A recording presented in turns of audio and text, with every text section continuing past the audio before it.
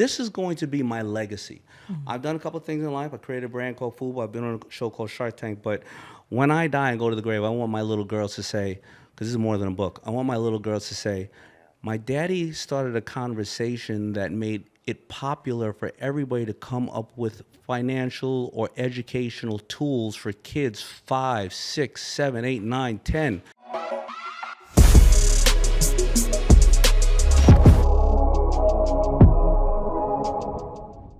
Oh my goodness, Daymond, look.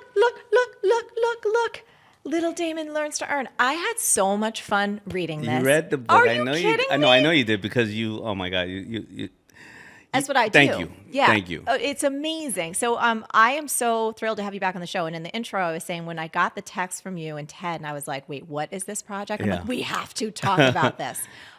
This is why I wanted to have you on. First of all, money is one of my favorite topics ever. Yes. Money influences every single part of our lives, which is so important that we talk about it, not only as adults, but with our kids. And I found this when I was doing research to prep for this. So did you know this? A study commissioned by Chase found that 59% of adults are uncomfortable talking to their kids about money. Yes. And 82% are looking for more resources to help teach their kids about good financial habits. So obviously this is right on time. And then I got so freaking excited about it. We bought a couple hundred books to donate. You did. Yes. And I am so just in awe of that because, you know, your platform and you, yourself and your husband, you're so just amazing. And to just even be able to highlight something like that is a gift and an honor. But then you go and buy to donate these books is just amazing. Thank you. Well, you're welcome. But books have changed my life, and books were the thing that helped me Yes. turn around my own financial life. And the thought, like, I remember thinking to myself when I had so many screwed up ideas about money in my own head as a young adult, like 17, 18, 19, 20. And I was like, why did no one teach this stuff as, when we're kids? So what inspired this for you? And for anyone that's watching, they're like, oh my gosh, what are the kids' ages that this book is ideal for? I just don't know why you didn't ask me about my hat. What? Well, I mean, because I'm uncomfortable. You're uncomfortable. Wait. Nobody's talking about Hold that. on a second. Speak for yourself. I am not uncomfortable because you look dope AF in your hat. Tell me about your hat first, Daymond. Oh, this is the wrong hat. Hold on a second. Okay. Hold for Daymond. Hold for Daymond, everyone. Oh, okay. Oh, this is the hat. Okay. So, Daymond, hold on one second. I saw this amazing movie that I believe it should have won the Academy Award one year, and it was these two guys. They went on an interview in a hat. I think the movie's called Step Brothers, and I realized that this is my alter ego. The hat. You see, Chef Wonderful, Mr. Wonderful has a chef hat, but when I go and I talk to little children, they don't care about my Tom Ford Brioni suit. They don't care about that. So if you don't meet, as we always talk about meeting the customer where they're at and the people of interest, when they see me, they go, oh my God, are you a magician? Yes. I'm going to show you how to disappear out of your parents' house by the age of 20. I'm going to show you how to turn $1 into $3. I'm going to show you how to not have to hang around certain people because you can do what you want because money's a freedom, right? So I'm a magician. And you know what? When I talk to my little baby girl and her friends, they love the hat. So the problem is with the hat is a couple of adults have said, well, the hat's a little stupid. I said, no, you know what? You got caught in that trap of growing up because if I would have left this hat around you when you were a kid, you loved Cat in the Hat. You loved Frosty the Snowman. You loved Willy Wonka. You loved everybody. So I wear the hat. I'm a ringmaster now. I'm turning into a ringmaster, and I got 3 rings. 1 ring is going to be time for the children, time worth money, time and money, the value. You see, they taught our children about the train leaving the station. Mm-hmm. But why the hell did the train leave the station? What if the train left the station a little bit later so you could play it a little bit longer, or you worked harder so it left a little bit earlier and you can do more of the things that you wanted to do when you got there? That's how we teach kids these type of things, right? Right. So I'm putting on the hat for my children and your children, because I'll wear anything for them, but I have 3 ring circus: time, money, and then I'm going to show later on nutrition, right? And that is where this is going to be my legacy. Mm-hmm. I've done a couple of things in life. I created a brand called FUBU. I've been on a show called Shark Tank. But when I die and go to the grave, I want my little girls to say, because this is more than a book, I want my little girls to say, My daddy started a conversation that made it popular for everybody to come up with financial or educational tools for kids 5, 6, 7, 8, 9, 10 that wasn't being taught in school. So when they're 17, 18 years old, they don't acquire six, seven, $800,000 worth of student debt for a career they're not sure they want to have, so that they have to pay that off by 50 and 60 years old, and they can't afford the American dream. And this is going to be my legacy. And I want anybody and everybody to jump in. If I want to, I'm going to highlight you, whoever it is, please jump in. But this is why I'm wearing the hat. Yes. This mission is incredible. By the way, I would like to be your partner on this mission to keep doing it and to keep sharing it. I'm going to need a because this is my alter ego. See, the best thing is I can get on, somebody with a really sophisticated, trying to be really cool and all that stuff. And where this has my alter ego, I can tell them they smell like hot dog water. Yes. And I'm in my skin, and when I jump out, you jump in. But then when they question me about, anything, I'll say, well, the GDP of India and all bonds. And then I put the hat back on. And you're the magician again. That's right. I love it. When did you start to learn about money as a kid? Like, how old were you, and what was your first money memory? Well, my first money memory was that at 6 years old, I used to sell pencils in class, and so my understanding of it was that money, or the process of a business, is solving a problem for somebody else, and hopefully you bring them joy. But if you solve a problem, you bring them joy. Mm-hmm. But actually earning money, meaning a regular job, not a regular job. My father left when I was 10. I didn't have any siblings, and my mother had to start working, and I'll never see her speak to my father again. My mother had to start working 3 jobs, and I wanted to contribute. So it was about that. But I was always good in regards to processing and understanding money. I live in New York, and so when it snowed, I lived in Queens, so it's called a 2-fare zone. You have to take one bus to a train, and then you get to the city. But I knew that when it snowed, the snow days, all the kids would go out and play snow. Not I. I went out and I shoveled snow, but I realized one thing: if it's a 2-fare zone and people have to leave in the morning, when they come home, the snow is icy. So I used to say to everybody, listen, no matter what, I promise you for $5, I will shovel your snow, and you don't even have to wonder about it. And then so when they would all go, because they come home, I said, just leave the money in the mailbox. So what happens is I would get all the kids to shovel the snow for $2.50. And I would get about 30, 40 houses. I knew they couldn't poach my customers. And then I would stay home and just watch TV and drink cocoa and, and get paid. So I realized about money in that sense. But I got to tell you, and I'm a normal and everyday American, and growing up and thinking the more money you make, that you're going to be rich one day. And it wasn't that, because if you now look at 65% a lot of winners and athletes are bankrupt 3 years after winning the league, or leaving the league or winning the lotto. Well, then they didn't know how money worked, right?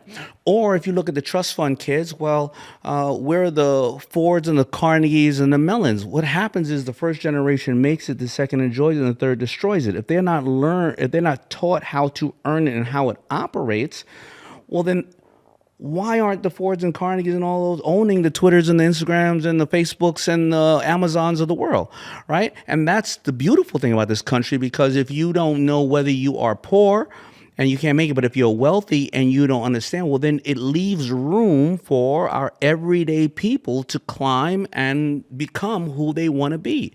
So I went bankrupt almost twice when I was broke, and almost once when I had $10 million in the bank. Wow. So I was still learning about money in my early 30s. And I decided one day that I'm going to stop going, accountants, you do this, you do this, you do this, because I didn't want to seem stupid. Yep. And a lot of us do that. We go to our accountant people and we don't go, well, tell me why this is happening. And they don't tell us because they think we know already. Mm-hmm. I was already worth hundreds of millions of dollars. So the guy said, you don't know all this? No, I didn't know all this, right? So it's a process. So that's what happened with me with money. Even trying to teach my oldest girls, I have 3 girls, about money, I realized that I didn't teach them I taught them some lessons. You want a car, go work, I will match that.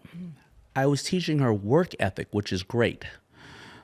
there's nobody, I don't believe, I'm an optimistic person. I don't believe anybody ever wants to just be lazy. Most people want to work and maybe they don't have focus. But I realize now going into the schools and teaching my little girl right now, I only found Princess and Pony books. And how many times, and should I tell my little beautiful girl at 6, 7 years old, should I keep telling her that one day her glass slipper is going to fall off and a prince is going to rescue her, or a prince is going to slay a dragon and rescue her, or she got to throw down her hair, or somebody's going to rescue her, or she definitely shouldn't live with 7 men, 7 dwarfs, right? She definitely don't do that, right? That's not going to be a good look. But I want to teach her how to sell glass slippers or make them for her friends or own the slipper factory. And I want the prince to go, damn, who owns this factory? Miss John over there owns this factory. Yeah. My godson, am I going to keep telling him that, webs are going to come out his wrist or he's going to fly? Well, if he loves the Avengers, I have something else here. I have, instead of this Thanos that's coming in, and I want you to believe and I want you to dream. But you know who your friends are? Your friends are the super friends. The same way that your godfather had 3 super friends and we created a company called FUBU, or 4 other super friends on this Shark Tank panel, or you and your community, and you know how to sing, you know how to dance, and you gather together, and anything that you buy, you can sell. Anything you do for free, you can get paid for. And if I can start teaching them that at 6, 7, 8 years old, their minds are open to the world. They're not us adults. Oh, I never heard about that. Are you kidding me? That never happened. That's not that easy. When they're like that, all they start to do when you read this book to them and you read it to them, like kids love books to be read every week, every month. I read Catcher in the Rye once. I still don't know why I read it. But when your parents read this book to you, and then next week and next month you go, I want to get that. What did little Daymond do? I could do that. Yes. Right? And if your parent is reading it with you, your parent's not going to go, no, you can't. Right. A lot of our parents did that out of love. They said, that's never been done before. Don't do it. You're going to embarrass yourself. You're going to embarrass us. Because we grew up at a time where our education system is the same education system.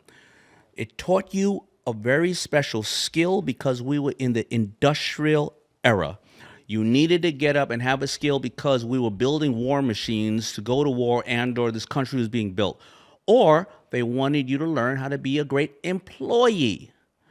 We are in the information age. I want to get back to that information age because I think women are going to dominate this entire planet, right? This is the century where women are going to take over, and we are in trouble as men if you don't respect and value that. That's a whole other story. In partnership, yes. But we are at a different time and age right now where the data shows that 50% of kids today graduating college will retire with a job title that doesn't exist today, right? So that means that 20 years ago, if I said you were going to be a podcast, social media expert, AI, whatever, drone operator, you were like, what the hell is that? So now all of a sudden, no financial intelligence. You get to 17, 18 years old. You acquire $700,000 worth of debt for a career you don't even know you want. Right.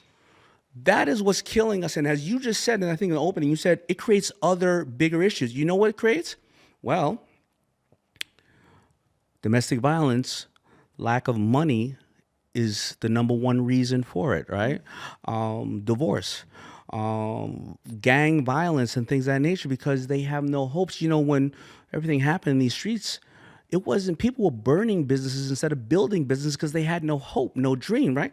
The lack of poor nutrition, because the cheapest things to sell in this country are sugar, salt, and butter. It's expensive to eat properly. And all of these come from money. So whether you are an entrepreneur like us, whether you are working at a company, or whether you're home, the one thing we all have in common is we have to operate and work off of this system of credit, interest, money, good debt, bad debt, and they don't know what it is. Yeah. Yeah. No, it's so big. And I love that you mentioned Minka and Destiny and Yasmin and now this incredible tool. So has Minka read the book, and is she? Well, Minka doesn't like to read the book because she's shy, because Little Daymond Learns to Earn. Little Daymond wants to go get his poster of his famous pop star, Minka J. Yes. And so every time I read that, she hides underneath the cover and goes, Daddy, that's not me. man, I got to kiss her after that. But she does love it. But, we'll get into it. I want to give people we always have to be of value and of service. And whether it's in this book or something else, I want to give parents easy takeaways to do today. Yes. Today. Hey, real quick, and then we're going to get back to this amazing conversation with Daymond John. So if you are excited about starting your own business, but you have no idea where to start, or maybe you got a million ideas and you don't know which one is going to work, I have a free tool for you. You need to go to marielovesyou.com/bizidea. That's marielovesyou.com/bizidea to get this free tool, figure out which idea is going to work, and get your business started. Well, getting this book, first of all, it's an amazing book. It's so beautifully illustrated and it's fun to read. But let's just jump here. And then I want to go back to your money story too, because again, I think that for our audience, we have so many parents in our audience. And I believe one of those reasons that most parents are uncomfortable talking to their kids about money is because they're uncomfortable about money themselves. They are. And they could see someone like you who's a shark, who's so incredibly successful. And I want to talk about this. Like I've made money mistakes in my life, I'm sure, right? Of course. The more we can just have these conversations, then all of a sudden the parents feel comfortable, like, oh, I'm not stupid for not knowing. We just never got education on this. And then you feel more comfortable with your kids. So let's go to the takeaway so we get that in. One of the things I love about this book is it outlines very clearly the 5 core steps of entrepreneurship. So you want to go through them together? Yeah. Step 1. You read them off to me and I'll elaborate on them, because if I can keep speaking, and then all of a sudden it's a Daymond John show, which we love. And we love watching you on Shark Tank, and we love anytime we get to see Daymond. But step 1, think about what you like and what you're good at. This is your special skill. It's your special power. So Siskel and Ebert, if you're old enough like us, they never directed a movie. Oh, but don't you have a movie that comes out without them being critics, right? So it's your special skill.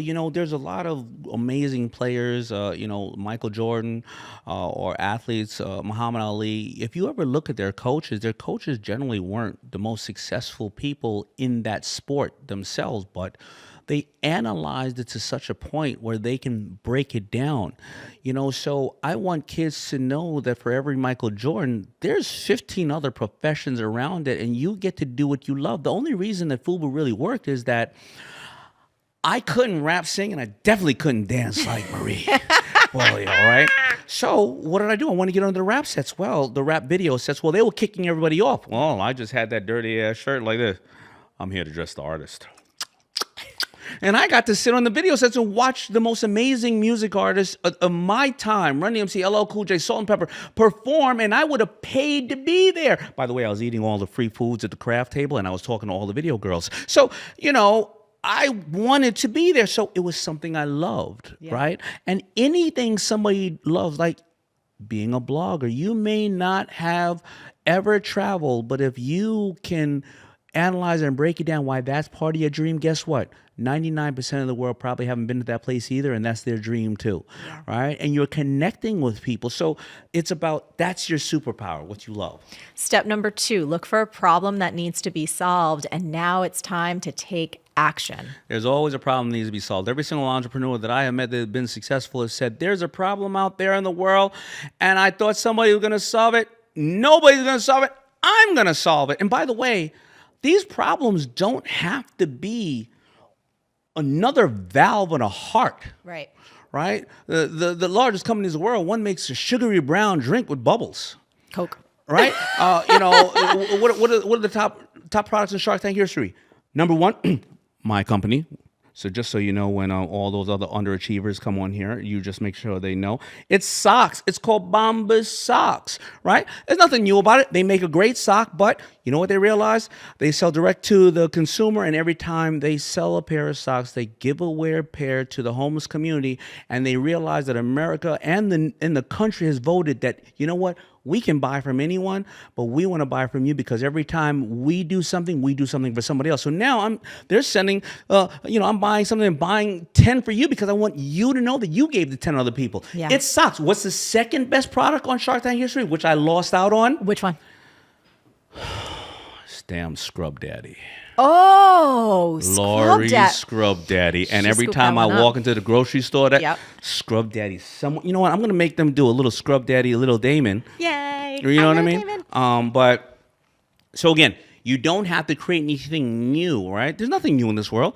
The Voice is just American Idol. They just turn the chairs. American Idol is really Showtime at the Apollo. Showtime at the Apollo is just a gong show. Facebook's a nasty chain letter. There's nothing new. It's a new form of delivery and a new customer, and you may make it lighter, faster, stronger, but it's nothing new, and you can solve that problem yourself. That's right. That's right. So step number 3 is what can you do to solve the problem? This is your business. So really taking that idea of looking for the problem, identifying it, and then making it your business. That's right. And then step number 4, ask your friends for help. Working together is always better. I thought this was so sweet. But by the way, you know this better than I do. Being an entrepreneur, you need to be vulnerable. Yeah. Right? Everybody thinks you got to be this tough person. No, you should be very confident about what you deliver. But if you're in a room, you need to say, hey, I know this, but I don't know this. Do you know that? Because if you do, well, I can help you with yours. You can help me with mine, and be vulnerable. And people love to hear vulnerability. If you walk into a room, listen, when I first made some money, I got invited into, I think it was like a Nebraska or Colorado. I went out there. I had my $300,000 crusted FUBU chain with the cheapest diamonds you'll ever see. Damn. I had my big old beefy bodyguard looking all ugly in the corner. I was in this room and I saw it was, I think, some guy named Buffett, some guy named Gates, all these people roaming around. None of them had on any Louis Vuitton belts, and they didn't have any Alizé at the bar. This place was obviously trash. And I was in there with my big beefy bodyguard, and none of those people talked to me. I have no idea why they didn't talk to me, but I was in there because I used to go to hip hop clubs where I needed that. That was probably, how much knowledge I missed because I was unapproachable, because I thought I was cool. Being around Buffett and Gates and some of the people who have changed this planet. So again, being an entrepreneur is about being vulnerable. And people being love humble. to fight for you. And it's probably like the thing that I say the most, to my team. And I just said it today. We're setting up like this new space. I'm like, guys, I have no idea how to do X, Y, or Z. Right. A, I know it's figure outable, but B, I need your help. You That's guys have right. eyes and ears and skills and strengths and talents that I don't. So step number 5, I love this. Make sales and decide what to do with the money you make. That's right. So once you make sales, you have to decide what to do. So here is a takeaway that everybody can get to understand. I'll give you 2 or 3, right? This is the way that money works. And this is very, very simple. And I had to learn this probably 30 years into my career. Whenever money comes in, there is, what you do with $3, $30, $3 million. The first dollar goes to what you have to pay for, to live, whatever it is, medicine, mortgage, whatever the case is. The second dollar goes to an investment. Now, an investment can be a new business. It can be Amazon. It can be real estate. It can be your education. But this second one eventually flows into the other 2. And then the third dollar goes for what you would like to have but do not have to have. And if you don't spend all that, you go back to number 2, right? Yeah. But it's human nature. If you're looking at money when it comes in, as we've been adults, we weren't teachers as kids, you go number 3 first because you work so hard. You want to treat yourself, right? Or you want to treat your family. And then what happens? Well, you never get to number 2. And then number 1, you spend so much on number 3. Well, then number 1, the only way to pay that is loans, 18% credit cards, and various other things. This corrodes everything else. But if you start to understand as a child, wait a minute, mommy and daddy told me that, 3, it has to come in this way. You start to understand that at 5, 6, 7, 8, 9, 10, it just becomes your way of life. Yeah. Right? And that's what you have to do with money. I remember when my stepson was 9 years old and he had just come into my life, and I was trying to think about how to talk with him about money because it was such a huge pain point in my life, and I wanted to see if I could do better. And I remember, so Zane's an actor. He's 29 now, so he's an adult. And it was like his first gig. And he had got this indie movie, and he was playing opposite of Nicole Kidman. He's 29? He's 29 now. You never age. From your lips to God's ears. So anywho, I remember when Zany came home and I had asked his dad, Josh, my partner, I was like, hey, Zany's got money now. He's like 12. And I remember pulling out a book actually from I think he's a mutual friend of ours, David Bach. Uh-huh. And it was a whole financial table about the power of compound interest and I remember showing him like, hey, if you put this money into that number 2 zone, right, where it has the potential to grow, I was like, Zany, by the time you're 30, which I know sounds like eons and lifetimes Yeah. away. But it was such a great conversation just to back up that notion of like deciding what to do with your money when you get it and opening up these conversations about. I love the 1, 2, 3 framework. I love that. It is just very simple. You see, you'll go out and you'll say, "Well, let me put my money, into the bank." And because by habit, let me put it in the bank. That's 3%. But yet you still have 18% interest on your credit cards. If you just paid off your credit cards, you'd make 18% back on your money. Right. Right. Or you put it in an investment. And you'd be like, "Oh, well, let me put it in Apple," and you're happy about it. And I made the mistakes. You made a couple of dollars. You're like, "Let me pull it out." Well, if you pull it out before a year, well, that you pay 50% on that instead of capital gains. You pay 20%. Most of the billionaires I know, you know what they do? They walk around with pads, and I say, "Well, what do you write now?" Well, they're looking at tax codes and various other things, and I say, "Well, why?" I used to say why. They go, "Well, Daymond, I can start a new business and maybe make 50 million or 100 million, or I can find out how to save, 200 million off the taxes I'm already have to pay legally." Right? Why spend more if I can retain more, right? And it's also about life energy too. I mean, if I can break down what I just heard you say, it was like looking at the potential of, well, how am I going to create more in this bucket, or where am I going to get the best return, like for my life energy. Yeah. And life energy is what we're all trading for, this thing called money and our time and our life. Yeah, and listen, end of the day, finance is not sexy. End of the day, But money and freedom is sexy. it is, Oof. right? And I can get that. Yeah. Listen, Dave Ramsey basically says if you have an automatic $100 deduction on your paycheck around 18 or 20 years old, just $100 a month, right? By 60 years old, that's worth $1.5 million. That's it. You don't have to look at that. That's not sexy, right? We know all the guys who started Shopify, but I had Shopify. I got it at $28, or let's say $30 6 years ago. The thing went to $1,900. If you look at the market now, and you don't want to be an entrepreneur. Well, Amazon is 30% down. Well, if Amazon, they're not opening more malls, so Amazon owns all the boxes coming to your house, all the food you eat, and then they got Ring camera, the security, and they're showing you content. If it just goes back to where it was, you made 30% off your money. Yeah. So again, this is how money works. Now, I want to give you another tip you can give kids. What I do. My godson, he loves trucks, right? So one of my godchildren. So what I do is I used to buy them, like a Caterpillar truck, a little truck, but I also bought him one stock in Caterpillar at the same time, right? And I used to take a picture with him, me, the truck, and the stock, right? And then I did that during Christmas, and I did whatever, his birthday, Disney, stock, boom, boom, boom. 10 years later, we looked and I said, "How much are all those toys worth?" "I don't know, we got to throw those away." "How much is the stock worth?" $6,000. Oof. And it was just his understanding of the comprehension. Now, you give a kid a stock at 7 years old, they're like, "What is this crap?" Right. But you give it to him with the toy. Well, now you have the interest level of it. These are simple things we can teach our children. And it's a beautiful portfolio. It's a beautiful book that you can look through history and you have a fun time with it. Daymond, this is so good. I'm going to ask you another question. This is actually, so we got a kiddo here on Team Forleo who read the book, loves it, actually made you a video. I'm going to show you after we cut. And his question for you is this: how much of what I earn should I try to save? Now, I know about this particular little boy. Yes. And he does not have debt at this point. Okay. What would you say to our friend? You should always try to save 30%. In worst scenario is 20 and even 15, but try for 30. Now that becomes discipline of course, how much you are going to spend in life. But at an early age like that, it's critical to try to save as much. And if you are at the age where hopefully a lot of people are gifting you and rewarding you for a lot of things you do, try to save as much as you can. So yes, 30%, 1/3 of it should go to that. Everything works in thirds. Your credit score should be 30% of your your credit usage of overall, and all these things in thirds. So 30% is perfect. So I'm curious. I have 2 questions for you. I'm keeping an eye on the time. I'm always learning more and discovering more about my own relationship with money, every year that goes by. Me too. So I'm curious if there's any change mindset-wise or behavior-wise for you as it relates to your money, or a big or recent aha for yourself? I think the big or recent aha was really about the children, because I'll tell you, they're our biggest investment. And there's also another aha moment I had.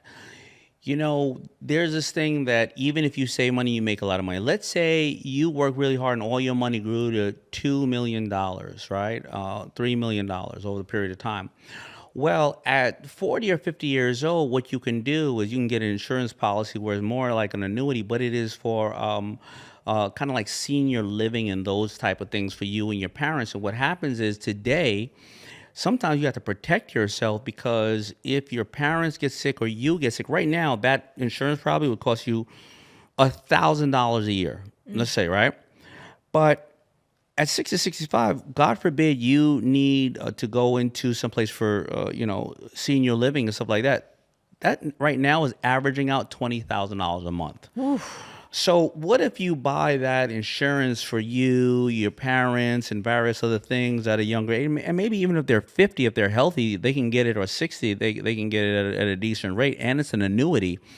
Well, you can have $2-3 million, but if you have two parents that need to go and get additional care and live in an area like that, well, you're going to be out of $200,000 a year because the government's only going to pay $5,000 of it a month, right? So it's also about protecting yourself against these type of things and understanding what kind of insurance is out there. Yeah. But again, it also goes to the children because how many parents? I mean, kids are now staying home up to 35 years old. The average rate of a child staying home is up to 35 years old. And if you want to be selfish about it, the facts are that for the hardworking Americans here, many of the times our children are going to take care of us 2 times longer than we took care of them. So if they don't have financial intelligence and then you find yourself sitting outside of Publix with a dirty diaper on somewhere, well, then you need to be selfish about these things, right? No, wisdom all the way around. I love chatting with you. I feel like it's been way too long since we've gotten together. Before we wrap up, is there anything else? We know again we're gonna Of course, anything else that you want to make sure either people take away or something that you're excited about? I'm excited about the book, but let me give you just a quick little story. Here's something you could all do with your children. I opened up Minka's little piggy bank at the end of the year, and she had $300. Now, I understand that's a lot of money. Inflation, Tooth Fairy is giving $20 a tooth these days. I got $2.25 for all my teeth and my tonsils. Now, I told her what to do with the money. 3 steps, right? Yep. Now, remember, when we tell our children, don't you know how hard I work for this money? You know what they really want to say? No, I don't, because you brought me in this world and I have no idea. Why is it my problem? I said, you're just saying anything. I gave her the rule of 3. I said, baby, the first 100 goes for mommy and daddy to help pay the mortgage or whatever, and she basically looked at me like, who cares? Okay, right? The second, though, let's open a business. Let's solve a problem. What do you want to do? We live by the beach. I want to put seashells in something because I want to give to all my friends and pick these special seashells, or maybe I'll sell them. No problem. And number 3 is what you would like to have, but you don't have to have. What do you want? I want a pet. All right, what type of pet you want? A giraffe. Can't bring the giraffe in the house. I got her all the way down to a betta fish. We go to the store, we get the betta fish, bring home. She puts the betta fish there, and I said, baby, do you realize the money just bought you freedom? She said, what do you mean, Daddy? I said, you didn't have to wait for Christmas, your birthday. You didn't have to tell me, and I go and get you any kind of fish you want. This is freedom right now, sweetie. And freedom could be giving to a charitable organization, traveling with your friends, staying home. This is freedom. Let's go back over to your business now. We bought 30 bottles, little bottles at Michael's for her to fill. Yeah. She had 20 to give away, and I had to explain, baby, when you give these away, you're going to be bankrupt. You can give away 5, and you have to sell 25, and then you can get 60, and you can give away 10. She started to understand, really. It was simple as that. Not that she's the most educated at this point, but she's 6, 7 years old. What do you think we're going to do next year? Yes. And next year, and she starts to understand freedom. Buying, and by the way, that small percent, you know what that is? That's either tithes or charity, right? And she starts to, it's simple. She understands it's all for something that she loves. Yeah. Every parent can do that right now. As simple as that. Daymond, thank you so much for being you. Thank you so much for being such, like I said, I've said this to you before, I say this to you when you talk, but every time I watch you on Shark Tank, I'm like, Daymond's heart is so big. Like that energy just leads in front. You're brilliant in every way, but your heart and your love is just tremendously, it's a beautiful thing, and I It is an adore honor, you. and I'm such a big fan of all you do. And thank you so much for letting me and little Daymond, his little Daymond, right? He's hanging out. You know? Little Daymond can hang out with us Yeah, anytime. Let him there you stay on go. the show because he's Yeah. going to keep learning. We're going to keep learning with him. Yeah, there you and go. Yeah, keep me posted. Like I said, I'm your partner in crime on this one, or Of your course partner in you are. goodness. And any way that I can always help you, and please spread the message, and let's find some things that you can do that we could just put it in a soluble way for children. That's because right. everything you do is so actionable that You know what? Maybe we can do something around money or just entrepreneurship and the figure-outable. I like that. Ooh. It's figure-outable. Outable. That's it. Oh. Love you. I love it. Thanks for watching. I wish you love and power in your life. Make sure you like, make sure you subscribe. Check you later.